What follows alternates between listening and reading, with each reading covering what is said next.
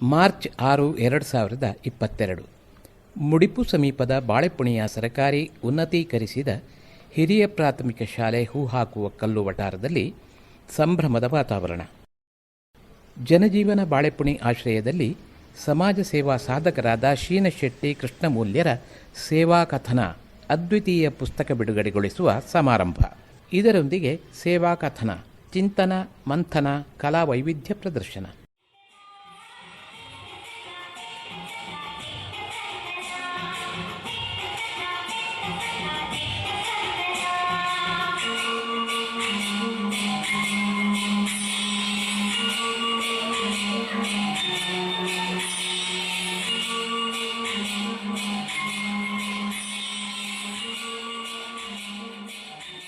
ಶೀನಶೆಟ್ಟಿ ಹಾಗೂ ಕೃಷ್ಣಮೂಲ್ಯರ ಸಮಾಜೋನ್ನತಿ ಕಾರ್ಯದಿಂದ ಪ್ರೇರಿತರಾಗಿ ಬದುಕು ಕಟ್ಟಿಕೊಂಡವರು ಬಹಳಷ್ಟು ಮಂದಿ. ಕೊಳ್ಳೇಗಾಲದ ಸೋಲಿಗ ಸಮುದಾಯ, ಕರಾವಳಿ ಜಿಲ್ಲೆಗಳ ಆದಿವಾಸಿ ಕೊರಗ ಸಮುದಾಯ, ಅವಿಭಜಿತ ದಕ್ಷಿಣ ಕನ್ನಡ ಜಿಲ್ಲೆಯ ನವಸಾಕ್ಷರರು, ಬಾಳೆಪುಣಿ ಕುರ್ನಾಡಿನ ಗ್ರಾಮಸ್ಥರು. ಅಂದಿನ ವಿಶೇಷವೆಂದರೆ ಸೋಲಿಗರ ಅಭಿವೃದ್ಧಿ ಸಂಘದ ಪ್ರತಿನಿಧಿಗಳು ದೂರದ ಕೊಳ್ಳೇಗಾಲದಿಂದ ಆಗಮಿಸಿ ಸಮಾರಂಭದಲ್ಲಿ ಪಾಲ್ಗೊಂಡಿದ್ದರು.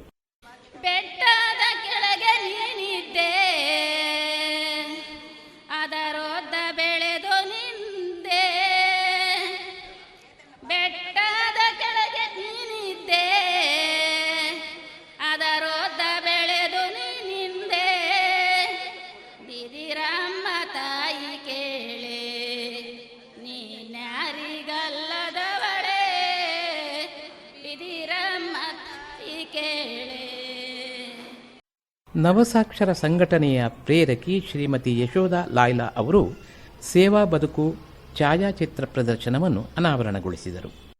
ಡಾಕ್ಟರ್ ನರೇಂದ್ರ ರೈ ದೇರ್ಲಾ ಅವರು ಅದ್ವಿತೀಯ ಪುಸ್ತಕದ ಲೇಖಕರು. ನಮ್ಮ ಮುಂದೆ ಎರಡು ಸಮಯಗಳಿವೆ. ಒಂದು ಅನ್ನದ ಸಮಯ, ಅನ್ನವನ್ನು ಹುಡುಕುವ ಸಮಯ, ಅನ್ನವನ್ನು ಉತ್ಪಾದಿಸುವ ಸಮಯ, ಅನ್ನವನ್ನು ಸಂಪಾದಿಸುವ ಸಮಯ. ಕೃಷಿಗೆ, ಕೆಸರಿಗೆ, ಬೇರಿಗೆ, ಮಣ್ಣಿಗೆ ಕಾಲಿಟ್ಟುಕೊಂಡು ಸಮುದಾಯ ಕ್ಷೇಮದ ಸಹಬಾಳ್ವೆಯಲ್ಲಿ ಸಹವಾಸದಿಂದ ಬದುಕಿದ ದಿನಮಾನ ಆ ಅನ್ನದ ಸಮಯ ಈಗ ಹಣದ ಸಮಯವಾಗಿ ಬದಲಾಗಿದೆ. ನಮ್ಮ ಕೈಯಲ್ಲಿರುವ ಹಣದಿಂದ ಎಲ್ಲವನ್ನೂ ಗಳಿಸಬಹುದು ಅನ್ನುವ ಅಹಂ ನಮ್ಮ ಒಳಗಡೆ ಇರುವಾಗ, ಎರಡನೆಯ ಸಮಯ ನಮ್ಮ ಬದುಕುವ ಸಮಯ. ಸಾಹಿತ್ಯ, ಕಲೆ, ಸಂಗೀತ, ಯಕ್ಷಗಾನ, ರಂಗಭೂಮಿ, ಒಳ್ಳೆಯ ಜನರ ಸಹವಾಸ ಸಂಬಂಧಗಳ ಈ ಬದುಕುವ ಸಮಯ ಈಗ ರಾಜಕಾರಣದ ಸಮಯವಾಗಿ, ಧರ್ಮದ ಸಮಯವಾಗಿ, ದೇವರ ಸಮಯವಾಗಿ, ನಮ್ಮ ಮನೆ ಮತ್ತು ಮನಸ್ಸಿನಲ್ಲಿರುವ ದೇವರನ್ನು ರಾಜರಸ್ತೆಗೆ ತಂದು ಪರಸ್ಪರ ಕಚ್ಚಾಡುವ ಸಮಯವಾಗಿ, ಜಾತಿ, ಮತ, ಧರ್ಮದ ನಡುವೆ ಬೇಲಿಗಳು, ಗೋಡೆಗಳು ಏಳುವ ಸಂದರ್ಭದಲ್ಲಿ ನಮ್ಮ ನಡುವಿನ ಶೀನಶೆಟ್ಟಿ ಮತ್ತು ಕೃಷ್ಣಮೂಲ್ಯರು ಗಾಂಧಿ ಪ್ರೀತಿಯ ಒಂದು ಕೂಡು ಭಾರತವನ್ನು ಅವರು ಜೀವನ ತುಂಬ ಪ್ರೀತಿಸ್ತಾರೆ, ಅದನ್ನು ಅನುಷ್ಠಾನಕ್ಕೆ ತರ್ತಾರೆ. ನಾನವರ ಸೋಲಿಗರ ಜೊತೆಗೆ ಅವರು ಎಷ್ಟು ಸಮಯ ಇದ್ದರು, ಕೊರಗರ ಜೊತೆಗೆ ಎಷ್ಟು ಸಮಯ ಇದ್ದರು, ಸಾಕ್ಷರತಾ ಆಂದೋಲನದಲ್ಲಿ ಅವರು ಹೇಗೆ ದುಡಿದರು, ಅಥವಾ ಮಹಿಳಾ ಜಾಗೃತಿಗಾಗಿ ಅವರು ಏನು ಮಾಡಿದರು, ಸ್ವಚ್ಛ ಭಾರತಕ್ಕೆ ಏನು ಮಾಡಿದರು, ಇದರ ಬಗ್ಗೆ ನಾನು ಚೂರೂ ಕೂಡ ಮಾತನಾಡೋಲ್ಲ. ನಾನು ಏನು ಹೇಳಬೇಕಾಗಿತ್ತೋ ಅವೆಲ್ಲವನ್ನು ಪುಸ್ತಕದಲ್ಲಿ ಬರೆದಿದ್ದೇನೆ. ಆದರೆ ಇವತ್ತು ಭಾರತದ ಆತ್ಮ ಅನ್ನುವ ಗ್ರಾಮ ಭಾರತ ಇದೆಯಲ್ಲ, ಅದನ್ನು ನೋಡುವ ಕ್ರಮ ಬದಲಾಗ್ತಾ ಇದೆ. ಸಂಸತ್ತಿನ ಒಳಗಡೆಯಿಂದ ಭಾರತವನ್ನು ನಿರ್ವಚಿಸುವ ಕೆಲಸ, ಅಥವಾ ವಿಧಾನಸೌಧದ ಮೆಟ್ಟಲಿನಿಂದ ಭಾರತವನ್ನು ನೋಡುವ ಕ್ರಮ, ಅದು ಭಾರತವನ್ನು ನೋಡುವ ಕ್ರಮ ಅಲ್ಲ. ಕೊಳ್ಳೇಗಾಲದ ನಕ್ಕುಂದಿಯ ಮುತ್ತಯ್ಯನವರ ಪೋಡಿನಿಂದ ಭಾರತವನ್ನು ನೋಡಬೇಕು, ಅಥವಾ ಕಾರ್ಕಳದ ಮುಂಗ್ಲಿ ಕೊರಗರ ಮನೆಯ ಅಂಗಳದಿಂದ ಭಾರತವನ್ನು ನೋಡಬೇಕು ಅನ್ನುವಂಥ ಒಂದು ಹೊಸ ಭಾರತವನ್ನು ನೋಡುವ ಕೂಡು ಕ್ರಮವನ್ನು ಗಾಂಧಿಯ ಚೌಕಟ್ಟಿನಲ್ಲಿ ನಮಗೆ ಪರಿಚಯಿಸಿಕೊಟ್ಟವರೇ ಶೀನಶೆಟ್ಟಿ ಮತ್ತು ಕೃಷ್ಣಮೂಲ್ಯ ಅವರು. ಈ ಹಿನ್ನೆಲೆಯಲ್ಲಿ ನಾನು ಅವರನ್ನು ಕೆದಕುವ ಬೆದಕುವ ಪ್ರಯತ್ನ ಪಟ್ಟೆ. ಬಹುಶಃ ಕಳೆದ 1 ವರ್ಷಗಳಲ್ಲಿ ಅವರ ಜೊತೆಗೆ ಅನೇಕ ಸಂದರ್ಭಗಳಲ್ಲಿ ಇದ್ದೆ. ಆದರೆ ಒಂದು ನನ್ನ ಮತ್ತು ಅವರ ಕೊರತೆ ಏನು ಅಂತಂದರೆ, ಅವರನ್ನು ಪೂರ್ಣವಾಗಿ ಬಗೆಯುವುದಕ್ಕೆ ನನಗೆ ಸಾಧ್ಯ ಆಗಲಿಲ್ಲ. ಕೊನೆಯವರೆಗೂ ಅವರು ಸಂಕೋಚದ ಮುದ್ದೆಯಾಗಿದ್ರು. ನಾವೇನು ಸಮಾಜ ಸುಧಾರಕರೇ, ಸಾಹಿತಿಗಳೇ, ನಾವು ವಿಜ್ಞಾನಿಗಳೇ, ನಮ್ಗೆ ಯಾಕೆ ಪುಸ್ತಕ ಅನ್ನುವ ಈ ಒಂದು ಚೌಕಟ್ಟನ್ನು ಕಳಚಿ ಹೊರಗಡೆ ಬರಲಿಕ್ಕೆ ಸಾಧ್ಯ ಆಗಲಿಲ್ಲ. ಬಹುಶಃ ಈ ಸಾಧ್ಯತೆ ಇದೆಯಲ್ಲ, ನಾವೇನೂ ಅಲ್ಲ. ಯಾಕಂತಂದರೆ ನಾನು ನಿಮ್ಮ ಹಾಗೆ, ನೀವು ಮಾಡ್ತಾ ಇಲ್ಲ, ನಾವು ಮಾಡ್ತಾ ಇದ್ದೇವೆ, ಅಷ್ಟೇ ವ್ಯತ್ಯಾಸ. ನಾವೆಲ್ಲ ಮಾಡುವುದನ್ನು ಅವರು ಮಾಡ್ತಾ ಇದ್ದಾರೆ. ಆ ಕಾರಣಕ್ಕಾಗಿ ನಮಗೆ ಅವರು ಭಿನ್ನವಾಗಿ ಗೋಚರಿಸ್ತಾ ಇದ್ದಾರೆ.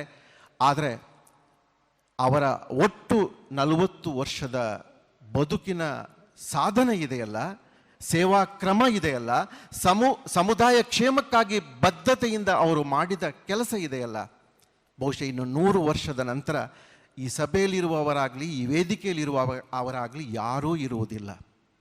ಆದರೆ ಆ ಪುಸ್ತಕ ಇರುತ್ತೆ. ಆ ಪುಸ್ತಕದ ಒಳಗಡೆ ಇರುವ ಶೇನಶೆಟ್ಟಿ ಮತ್ತು ಕೃಷ್ಣಮೌಲ್ಯ ಅವರು ಬದುಕಿರ್ತಾರೆ. ಶಾಸಕರಾದ UT ಖಾದರ್ ಅವರು ಸಮಾರಂಭದ ಉದ್ಘಾಟನೆಗೈದರು. ಸಮಾಜದ ಅತ್ಯಂತ ಸತ್ಪ್ರಜೆಯಾಗಿ ಯಾರನ್ನಾದರೂ ಯುವಕರಿಗೆ ಮಾದರಿಯನ್ನಾಗಿ ತೋರಿಸಬೇಕಿದ್ರೆ ಅದು ಶೀನಾ ಶೆಟ್ಟರು ಮತ್ತು ಕೃಷ್ಣಮೌಲ್ಯರು ಕೂಡ ಪ್ರಮುಖವಾಗಿ ಇವತ್ತು ಬರ್ತಾರಂತ ಹೇಳಲಿಕ್ಕೆ ನಾನು ಇವತ್ತು ಬಯಸ್ತೇನೆ.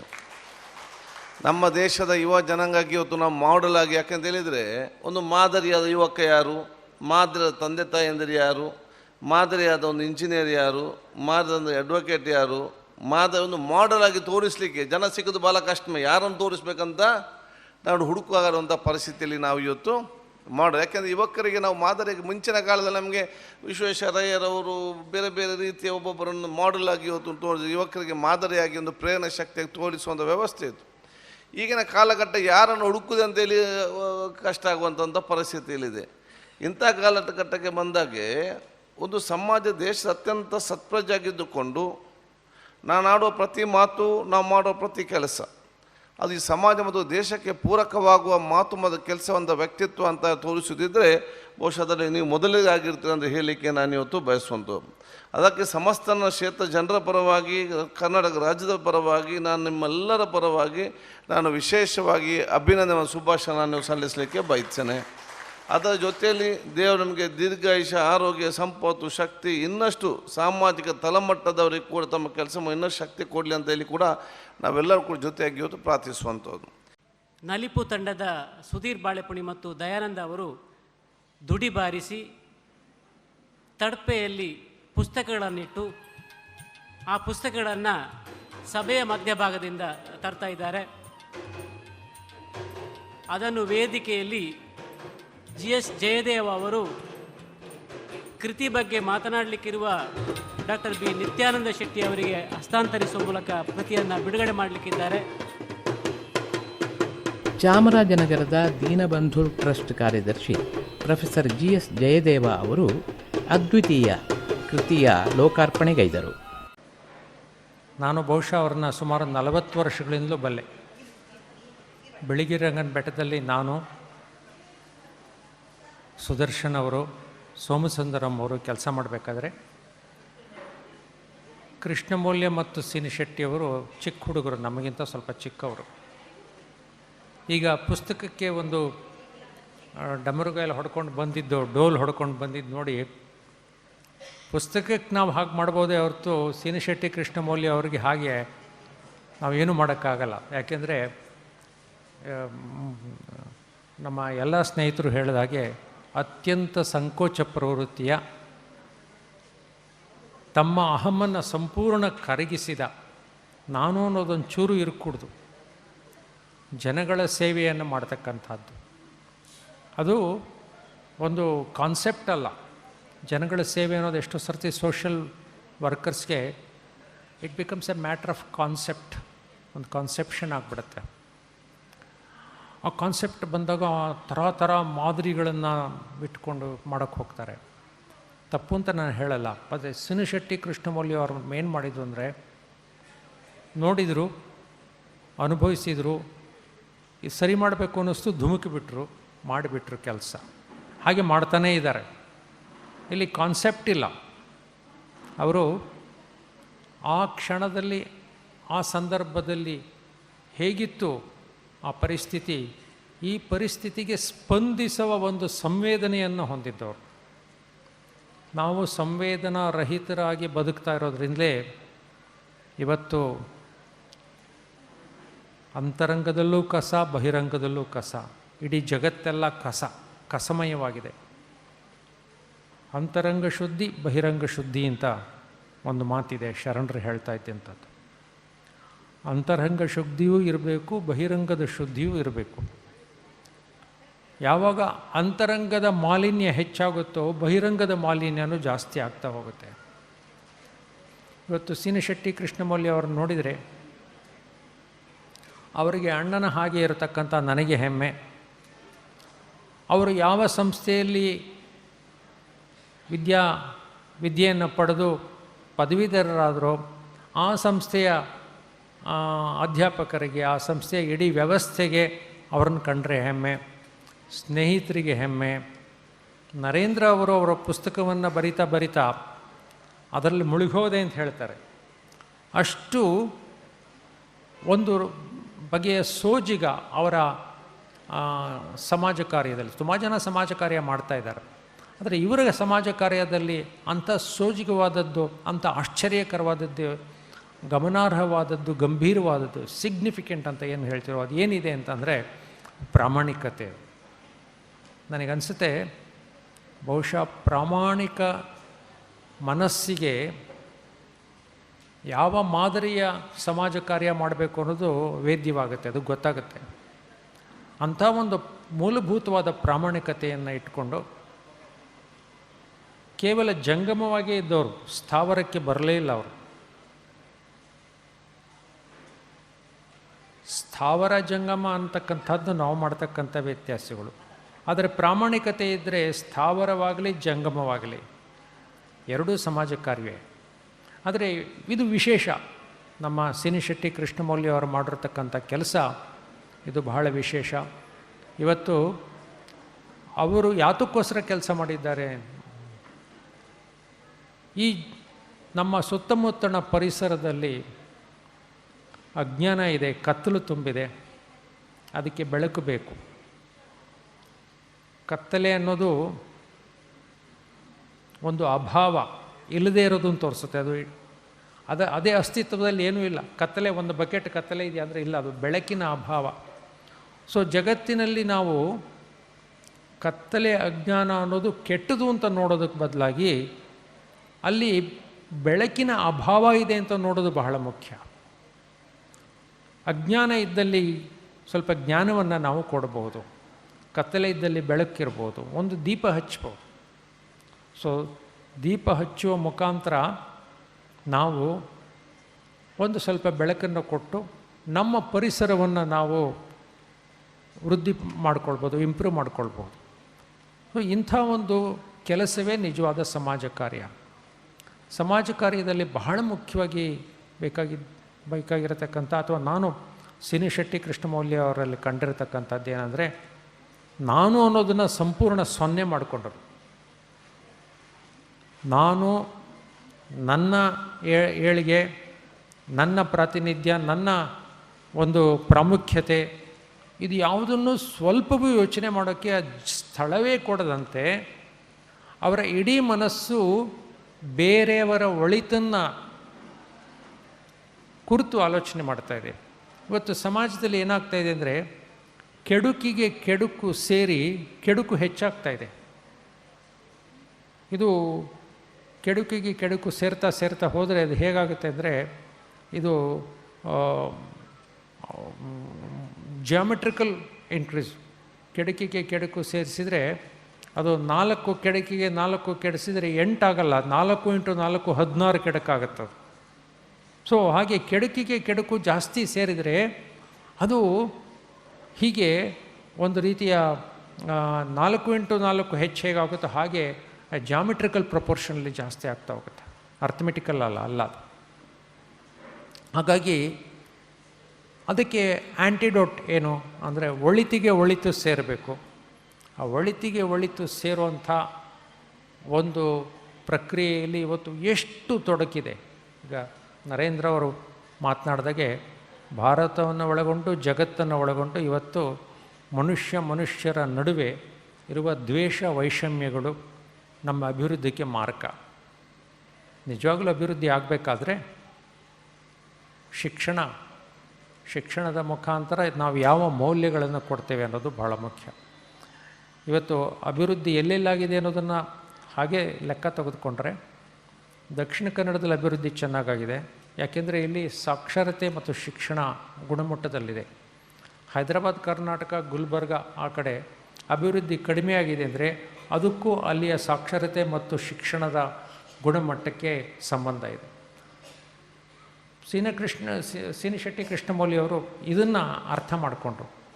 ಈ ಸಮಾಜ ಸೇವೆಯಲ್ಲಿ ಹೆದರದೆ, ಸೋಲನ್ನು ಒಪ್ಪಿಕೊಳ್ಳದೆ, ಎಷ್ಟೇ ಕಷ್ಟ ಆದರೂ, ಎಷ್ಟೇ ಸ್ಪಂದನಹೀನವಾದ ಜನಗಳು ನಮ್ಮ ಸುತ್ತ ಇದ್ದರೂ ಕೂಡ ನಾವು ಆ ಕೆಲಸವನ್ನು ಮಾಡ್ತಾ ಹೋಗ್ತಕ್ಕಂಥ ಅದನ್ನು ಹಿಡ್ಕೊಂಡಿರಬೇಕು.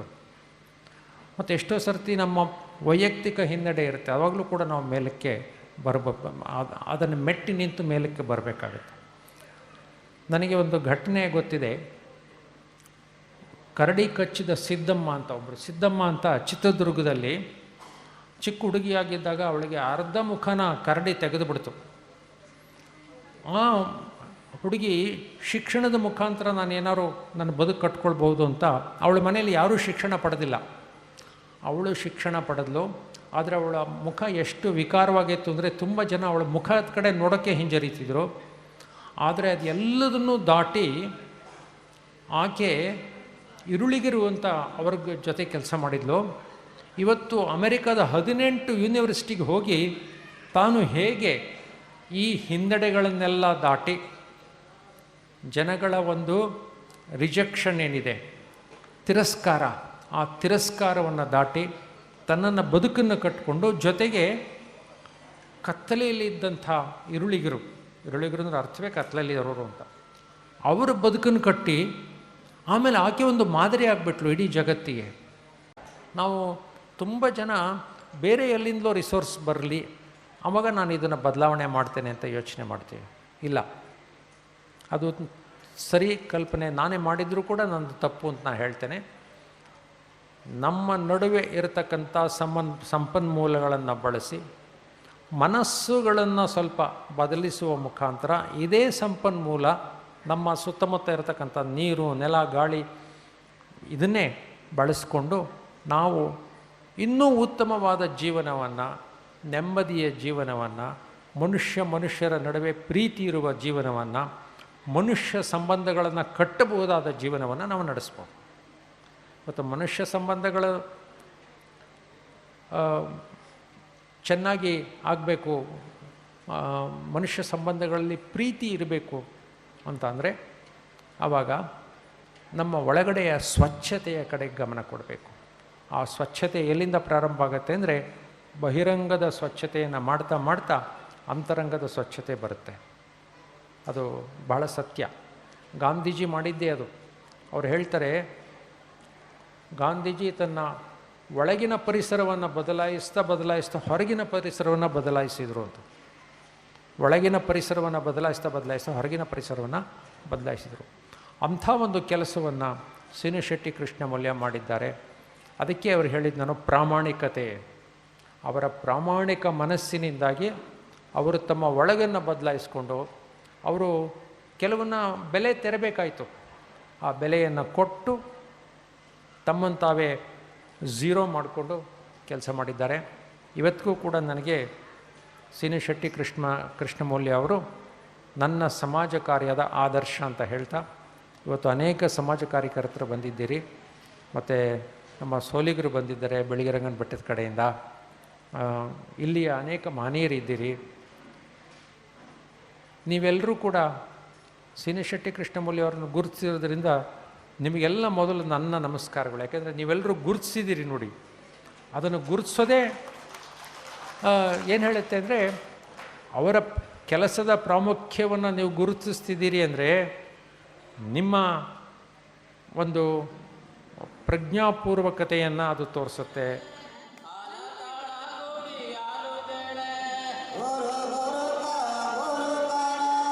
ಗುರು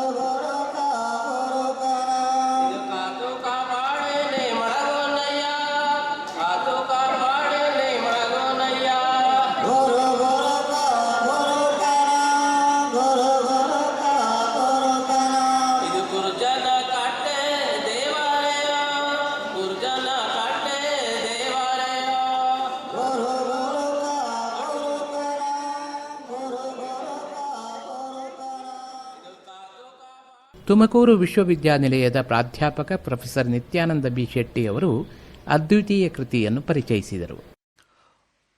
ಈ ಪುಸ್ತಕವನ್ನು ನಿರ್ಮಿಸಿದ ವ್ಯಕ್ತಿತ್ವ ಅದು ಅದ್ವಿತೀಯ.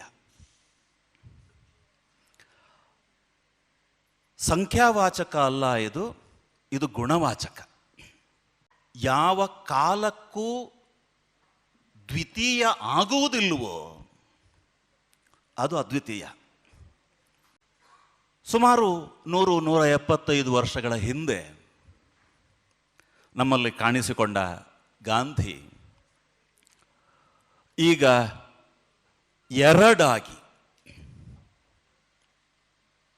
ಆಧುನಿಕ ಕಾಲದಲ್ಲಿ ಶೀನಶೆಟ್ಟಿ ಮತ್ತು ಕೃಷ್ಣಮೌಲ್ಯರಾಗಿ ಕರ್ನಾಟಕದಲ್ಲಿ ಹುಟ್ಟಿದ್ದಾರೆ ಅಂತ ನನಗನ್ನಿಸುತ್ತೆ. ಶೀನಶೆಟ್ಟಿ ಕೃಷ್ಣಮೂಲ್ಯರನ್ನು ಸನ್ಮಾನಿಸುವ ಒಂದು ಅಪೂರ್ವ ಕ್ಷಣ ಇದು. ಎಲ್ಲರಿಗೂ ಕೃತಜ್ಞತೆ ಸಲ್ಲಿಸಿದ ಕೃಷ್ಣಮೂಲ್ಯ. ಬಹುಶಃ ನಾವು ಮತ್ತು ಶೀನಾ ಅವರು ದೇವರನ್ನು ನೋಡುವುದು ಮನುಷ್ಯರಲ್ಲಿ, ಪ್ರಕೃತಿಯಲ್ಲಿ, ಪರಿಸರದಲ್ಲಿ. ನಮಗೆ ಬಹುಶಃ ನಾವು ಯಾವುದೇ ಒಂದು ಭೌತಿಕ ಅಥವಾ ಮಾನಸಿಕ ಚೌಕಟ್ಟಿನಲ್ಲಿ ದೇವರನ್ನು ನೋಡಿಲ್ಲ. ಆದರೆ ಈ ಮಾತನ್ನು ನಾನು ಬೇರೆ ಸಂದರ್ಭದಲ್ಲಿ ಹೇಳಿದರೆ ಬಹುಶಃ ನಮ್ಮನ್ನು ಖಂಡಿತ ನಾಸ್ತಿಕರು ಅಂತ ಬ್ರ್ಯಾಂಡ್ ಮಾಡ್ತಾರೆ. ನಾವು ಖಂಡಿತ ನಾಸ್ತಿಕರಲ್ಲ. ಬಾಯಿ ತಪ್ಪಿಯೂ ದೇವರನ್ನು ನಂಬೇಡಿ ಅಂತ ಹೇಳುವುದಿಲ್ಲ, ಚರ್ಚಿಗೆ ಮಸೀದಿಗೆ ಹೋಗಬೇಡಿ ಅಂತ ಹೇಳುವುದಿಲ್ಲ. ಆದರೆ ಎಲ್ಲ ಮನುಷ್ಯರಲ್ಲಿ ದೇವರನ್ನು ನೋಡಿ ಅಂತ ಪ್ರಯತ್ನ ಮಾಡಿ ಅಂತ ಹೇಳುವವರು. ಆ ದಿಸೆಯಿಂದ ನನಗೆ ಇದು ಸಾಕ್ಷಾತ್ಕಾರ ಆಗಿದೆ. ಅದಕ್ಕಾಗಿ ನಾನು ಈ ಒಂದು ಸಭೆಯನ್ನು ದೇವಸಭೆಯಾಗಿ ಪರಿಗಣಿಸಿದ್ದೇನೆ. ಬಹುಶಃ ಇದು ನಮಗೆ ಯಾಕೆ ಸಾಕ್ಷಾತ್ಕಾರ ಆಗಿದೆ ಅಂದರೆ, ಬಹುಶಃ ನಮ್ಮ ಪ್ರಾರಂಭದಿಂದಲೂ ನಾವು ಭಾಳಷ್ಟು ಜನರಲ್ಲಿ ದೇವಮಾನವರು ನೋಡಿದ್ದೇವೆ. ನಮ್ಮ ಕೆಲಸಕ್ಕೆ ದೇವರ ಹತ್ರ ಹೋಗೋದು ಯಾಕೆ? ನಾವು ನಮ್ಮ ಕಷ್ಟವನ್ನು ಹೇಳಿಕೊಳ್ಳಲಿಕ್ಕೆ, ಅಥವಾ ನಮಗೇನು ಬೇಕೋ ಅವ್ರಿಗೆ ಗೊತ್ತಾಗ್ತದೆ ಅಂತ. ಬಹುಶಃ ನಮಗೇನು ಬೇಕಂತ ಗೊತ್ತಾಗುವಂಥ ಜನ ನಮ್ಮಲ್ಲಿದ್ದಾರೆ. ಇನ್ನು ಹೇಳಲೇಬೇಕಾದದ್ದು ನಮ್ಮ ಜನಜೀವನ ಸಮಿತಿ. ಇಂಥ ಒಂದು ಜನಜೀವನ ಸಮಿತಿ ರಚನೆ ಆಗ್ತಾನೆ ಕಲ್ಪಿಸಿರಲಿಲ್ಲ. ಈ ಜನಜೀವನ ಸಮಿತಿ ಬಹುಶಃ ಬೇರೆಯವರಿಗೆ ಇದೊಂದು ಅದ್ಭುತವಾದ ಒಂದು ಸಮಿತಿ ಇದೆ.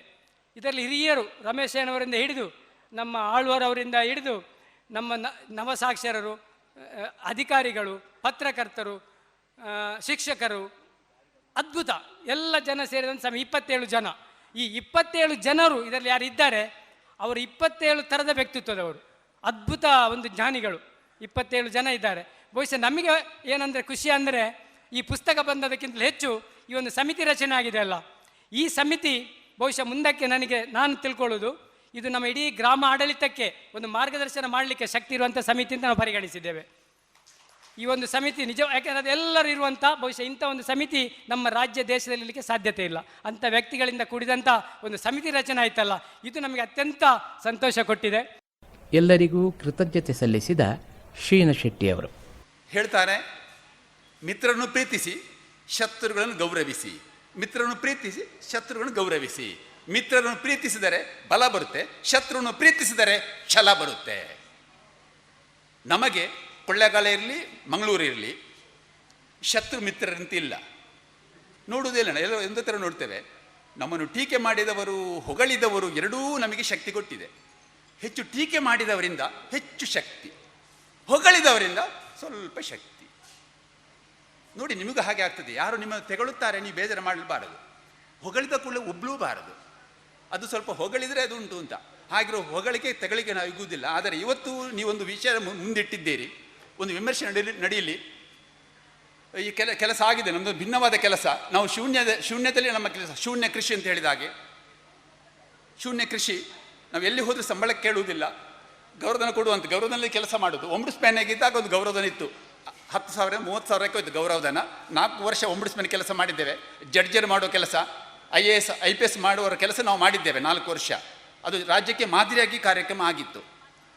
ಎಲ್ಲ ಕಾರ್ಯಗಳ ಬಗ್ಗೆ ಒಂದು ಉತ್ತಮವಾದ ಒಂದು ದಾಖಲೆ ಆಗಿದೆ. ಖಂಡಿತವಾಗಿ ಮುಂದೆ ಅದು ನಮ್ಮ ಯುವ ಜನರಿಗೆ ಅನುಕೂಲ ಆಗಬಹುದು. ಅದ್ಭುತವಾದ ಒಂದು ಪ್ರಯೋಗ ಇಲ್ಲಿ ನಡೆದಿದೆ. ಈ ಪ್ರಯೋಗ ಇನ್ನು ಮುಂದೆ ಹೋಗಬೇಕು. ಎಲ್ಲಿಗೂ ಹೋಗಬೇಕಂದ್ರೆ ನಮ್ಮ ಈ ಬಾಳೆಪುಣಿ ಮಾತ್ರ ಅಲ್ಲ, ಇಡೀ ನಮ್ಮ ಸಮಾಜ, ಒಂದು ಜಗತ್ತು ನೋಡುವ ಸಮಾಜ ನಮ್ಮದಾಗಬೇಕು ಅಂತ ಹೇಳಿ, ನಮಗೆ ಬಹಳ ದೊಡ್ಡ ಮಟ್ಟದಲ್ಲಿ ನಮ್ಮ ಬಗ್ಗೆ ಒಂದು ಮಾತನಾಡಿದ್ದೀರಿ, ಬಹಳ ಮೇಲೆ ಇಟ್ಟಿದ್ದೀರಿ. ನಾವು ಎಲ್ಲಿದ್ದೇವೆ ನಮಗೆ ಗೊತ್ತುಂಟು, ನೀವು ಏನು ಹೇಳಿದ್ರು ನಾವು ಎಲ್ಲಿದ್ದೇವೆ ನಮಗೆ ಗೊತ್ತುಂಟು. ನಾವು ಸಾಮಾನ್ಯ ವ್ಯಕ್ತಿಗಳು, ಸಾಮಾನ್ಯ ಜನರು. ಆದರೆ ನಿಮ್ಮ ವಿಶ್ಲೇಷಣೆಯನ್ನು ನಾವು ತಪ್ಪು ಅಂತ ಹೇಳುವುದಿಲ್ಲ. ಆದರೆ ನಮಗೆ ಸತ್ಯತೆ, ಸರಳತೆ, ಮಾನವೀಯತೆ ಇದರ ಬಗ್ಗೆ ಹೆಚ್ಚು ನಮಗೆ ಅನುಕೂಲ. ದೊಡ್ಡದಾದ ವೇದಿಕೆ, ಇದರಲ್ಲಿ ನಿಮ್ಮ ಪ್ರೀತಿ, ನಿಮ್ಮ ಒಳ್ಳೆತನ ತೋರಿಸಿದ್ದೀರಿ. ಯಾವುದು ಜನಸೇವನೆ ಸಮಿತಿಯವರು ದೊಡ್ಡ ವೇದಿಕೆ ಕಟ್ಟಿದ್ದೀರಿ. ಇಷ್ಟು ದೊಡ್ಡ ವೇದಿಕೆ ಗೊತ್ತಿಲ್ಲ, ಆಗಬೇಕು ಅಂತಿತ್ತಂತಲ್ಲ, ಆದರೆ ದೊಡ್ಡ ವೇದಿಕೆ ಕಟ್ಟಿದ್ದೀರಿ. ಇದು ನಮಗಿಂತಲ್ಲ, ನಿಮ್ಮ ಒಳಗಿನ ದೊಡ್ಡತನವನ್ನು, ಒಳ್ಳೆಯತನವನ್ನು ಇವತ್ತು ತೋರಿಸಿದ್ದೀರಿ. ಇಲ್ಲಿ ಬಂದೆಲ್ಲ ಜನರು ಕೂಡ ನೀವು ಸಾಮಾನ್ಯರಲ್ಲ, ದೊಡ್ಡ ಸಾಧಕರಿದ್ದೀರಿ, ಒಳ್ಳೆಯ ಕೆಲಸ ಮಾಡಿದ್ದೀರಿ. ಇವತ್ತು ಬಂದಿದ್ದು ನಮ್ಮನ್ನು ನೋಡಿ ಅಲ್ಲ, ಇಲ್ಲಿ ಜಿಲ್ಲೆಯಲ್ಲಿ ಬೇರೆ ಬೇರೆ ಕೆಲಸಗಳಾಗಿದೆ. ಜನರನ್ನು ಕಟ್ಟುವ ಕೆಲಸ ಆಗಿದೆ, ಮನಸ್ಸು ಕಟ್ಟುವ ಕೆಲಸ ಆಗಿದೆ. ಹನೂರಿನ ಸೋಲಿಗ ಅಭಿವೃದ್ಧಿ ಸಂಘದ ಕಾರ್ಯದರ್ಶಿ ವಿ ಮುತ್ತಯ್ಯ ಅವರು ಶೀನಶೆಟ್ಟಿ ಕೃಷ್ಣಮೂಲ್ಯರಿಗೆ ಕೃತಜ್ಞತೆ ಸಲ್ಲಿಸಿದರು.